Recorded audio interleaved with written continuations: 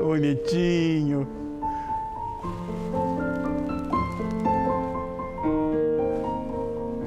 Tá vendo? Acho que todos nós perdemos um pedacinho da nossa infância e devemos isso, né, aos livros.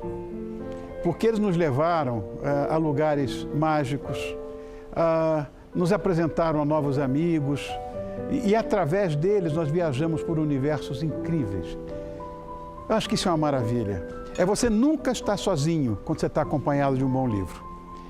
Então nós vamos conversar agora com uma dupla reconhecidíssima pelos leitores mirins e pelos nem tão mirins assim, e que tem uma imensa contribuição pelas suas obras e pelos altos números de vendagem. Essa bonitinha aqui começou sua carreira de escritora e ilustradora de livros infantis e juvenis em 1980. Foi o ano do nascimento dela. E esses livros já foram publicados em vários países e muitas de suas histórias receberam, além de prêmios, adaptações para o teatro. Agora, este bonitão, seguramente o mais vendido autor de literatura infantil juvenil do Brasil, tem cerca de 30 milhões de livros vendidos. Você fala um número desse? Meu Deus do céu. Bom, também ele tem mais de 50 obras já publicadas, né?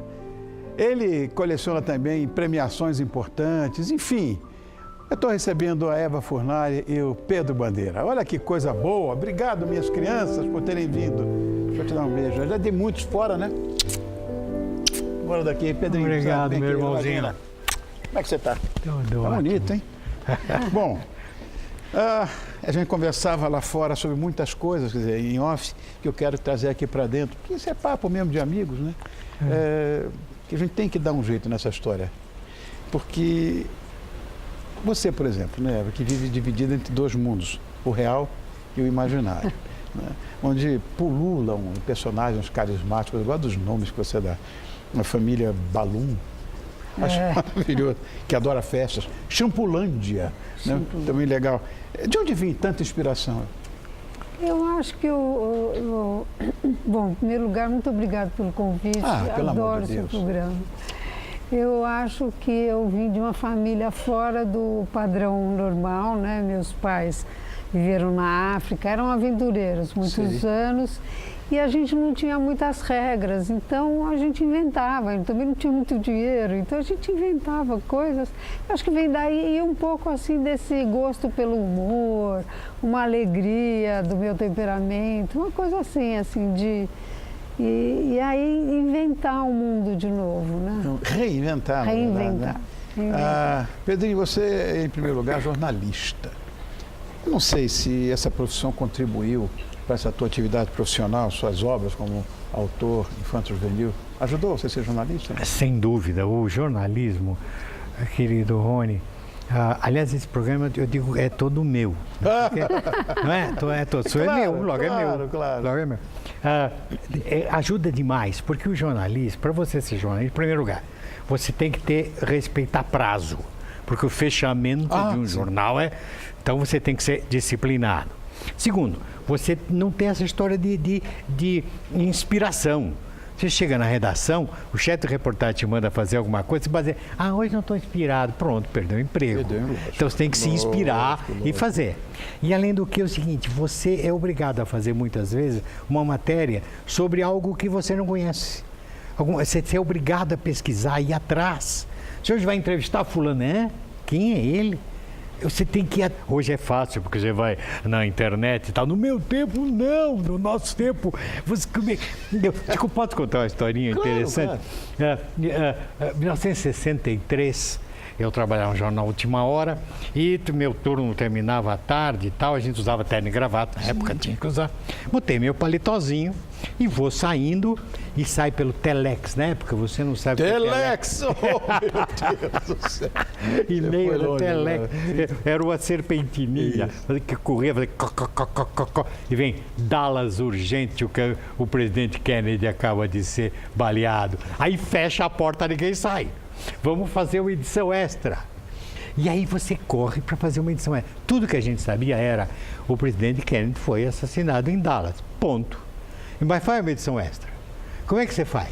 Aí você põe a capa enorme, a foto do Kennedy com uma faixa, assassinado, e o miolo. Aí miolo você vai naqueles arquivos de aço e pega coisa da biografia, e o que é Dallas, onde fica, e faz e saímos. Porque na época ainda era aquela do jornaleiro na rua, extra, o presidente Kennedy. Claro. Hoje não tem mais nada disso, o rádio mata você na hora, TV mata você na hora. Então isso aí te dá um pique muito importante como escritor. Só que aí o texto é teu. Você que inventou, você que vai fazer, mas você tem todo esse treinamento. Esse treinamento me deu disciplina, tá? Trabalhar sério, trabalhar duro.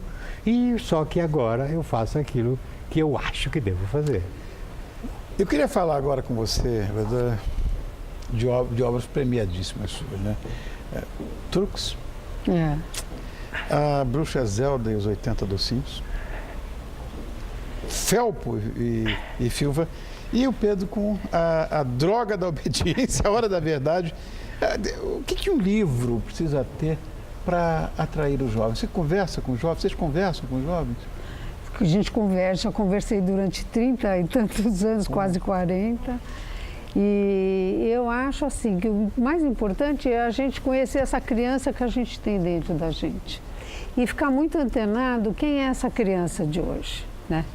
Essa criança de hoje é uma situação diferente, não? Completamente diferente daquela de 40 anos atrás. Eu acho que é uma situação complexa, né? A gente estava falando, internet. inclusive, anteriormente, né? Lá em off, eu estava falando com o Pedro, inclusive, não existe prazer maior do que eu sujar minha mão com tinta de jornal. Eu sou absolutamente incapaz de ler um livro de forma virtual, ou um jornal, qualquer coisa. É bastante evidente que às vezes você quer, como o Pedrinho falou, você vai na Enciclopédia Britânica, demora, acha a página, vai no índice, não sei o quê, aí você mete um Google da vida e já está sabendo de tudo.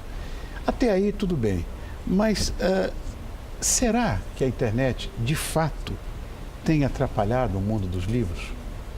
Eu não sei se é atrapalhado o mundo dos livros. Eu acho que as crianças hoje estão muito ligadas no vídeo, que seja game, seja desenho animado, porque é algo muito sedutor mesmo. A gente não pode, o primeiro passo para a gente entender isso é perceber que esse é um universo sedutor. Só que esse universo sedutor faz mal para o ser humano, para o corpo, acelera demais a mente é um come, que é sempre mais, e a criança desconecta do corpo, né? Ela fica enlouquecida com aquilo. E eu acho que a gente precisa, de certa maneira, trazer essa criança para um mundo mais humano. Estimular. E o livro, ele tem um ritmo, ele não é um avião a jato, que nem esse mundo da internet. Ele é andar de bicicleta, né? O livro tem 500 anos de tecnologia, ele é humano. Mas veja, exatamente por isso. O Pedro estava falando comigo também, em off, que a gente bateu papo antes de começar o programa. Você estava junto, você ouviu. Ele disse que hoje, inclusive, há pesquisa feita que o livro ainda é mais aceito do que... o livro físico, o papel é mais aceito do que a coisa virtual.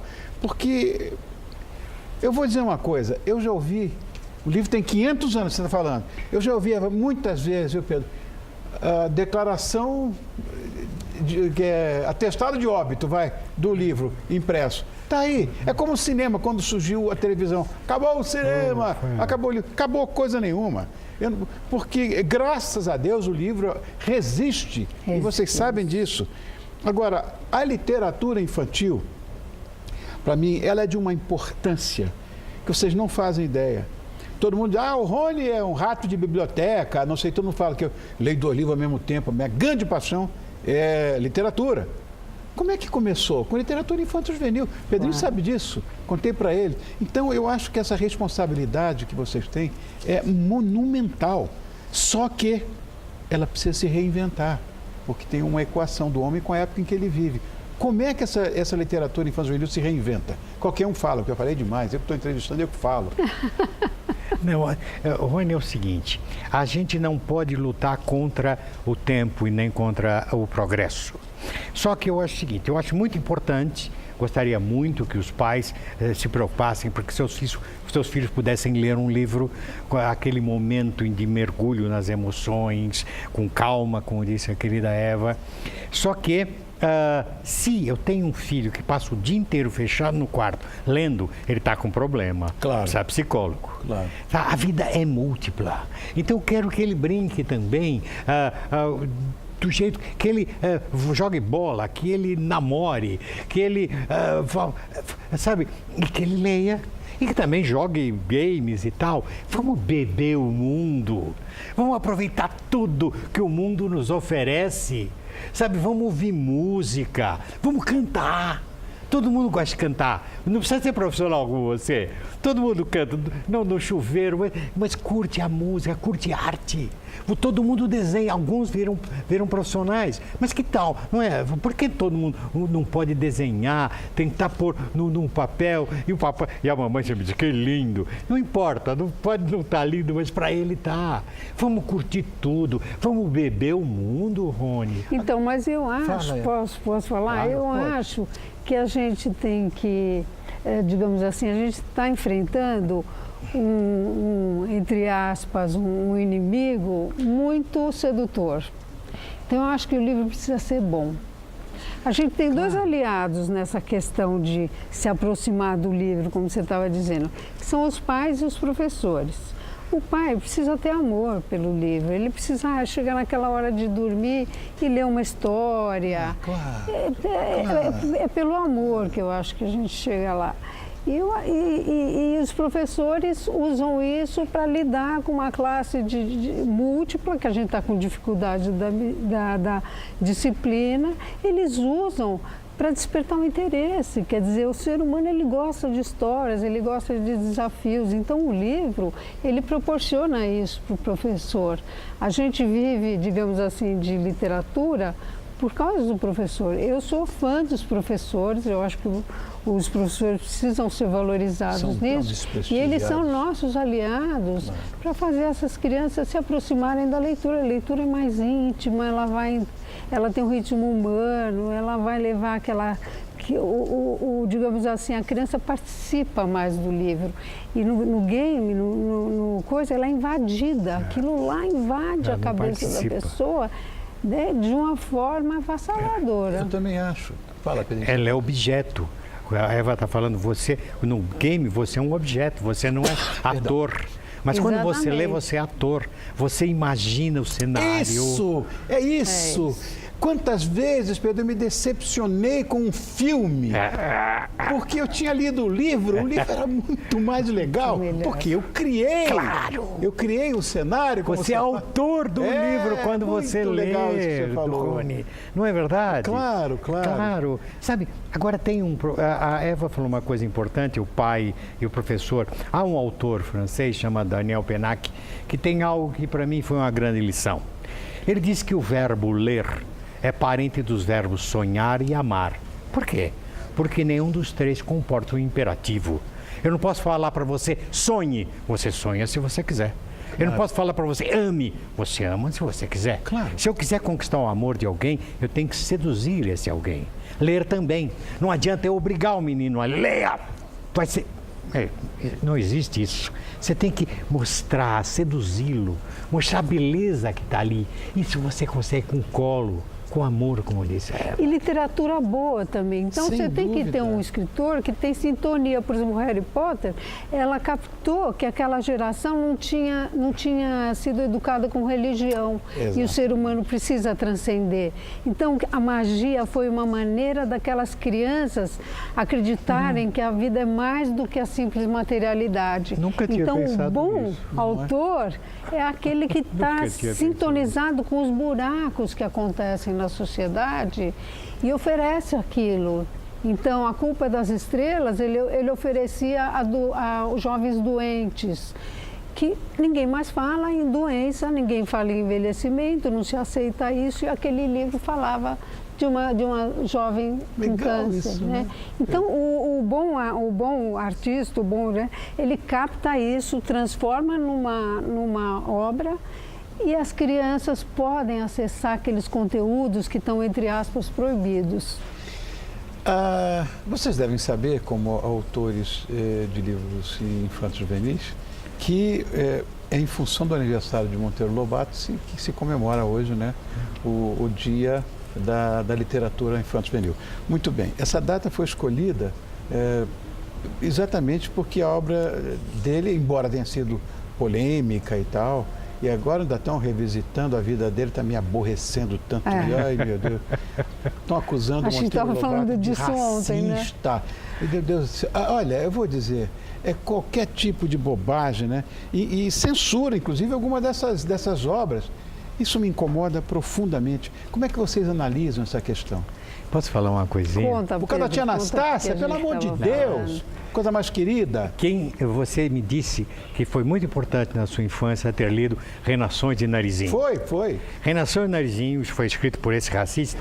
Pois é assim, Lúcia era uma menina que morava num sítio chamado Narizinho Arrebitado, tinha a pele cor do jambo.